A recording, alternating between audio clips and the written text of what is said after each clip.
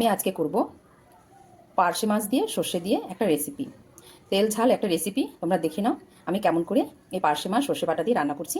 একবার রেসিপিটি দেখে নাও, খেতেও দুর্দান্ত লাগবে। আমি রান্না করব পার্শে মাছ সর্ষে বাটা দিয়ে পার্শে মাছ রান্না করব, হাতে মেখে এই রান্নাটা করব। প্রথমে আমি দিয়ে দেবো টমেটো কুচি আর কাঁচা লঙ্কা কুচি। তারপরে এখানে দেব 1 চামচ হলুদ গুঁড়ো। তারপর আমি দেবো 1 চামচ লঙ্কার গুঁড়ো আর দেবো স্বাদ মতো নুন। এখানে সর্ষে পেস্ট করে রেখেছি, এই সর্ষে পেস্ট আমি এখানে দিয়ে দেবো। সর্ষের তেল।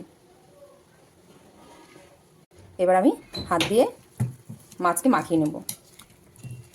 মাছের সাথে সব সবজি আমার ম্যারিনেট করা হয়ে গেছে। এবার আমি ডাইরেক্ট এটা কড়াইতে বসাবো। দেখো বন্ধুরা, মাছ আমি এই কড়াইয়ের মধ্যে দিয়ে দিয়েছি। এভাবে এটা কাঁচাই ঢেকে ঢেকে আমি রান্না করব। পার্শে মাছ ভেজে রান্না করলে টেস্টিটা নষ্ট হয়ে যায়, এভাবে রান্না করবেন কাঁচা, ইলিশ মাছের মতন খেতে লাগবে। একবার বাড়িতে ট্রাই করেই দেখবেন।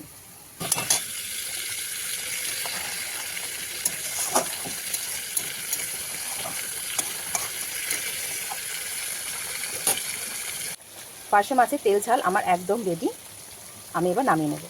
মাছের তেল ঝাল আমার একদম রেডি। দেখে নেওয়ার ফাইনাল লুক কীরকম হয়েছে। ভালো লাগলে লাইক, কমেন্ট, শেয়ার আর সাবস্ক্রাইব করে আমার পাশে থাকবেন। নিত্য নতুন ভিডিও দেখতে হলে আমার চ্যানেলটি অবশ্যই সাবস্ক্রাইব করুন বন্ধুরা। দেখা হচ্ছে অন্য একটি রেসিপির সাথে। ধন্যবাদ।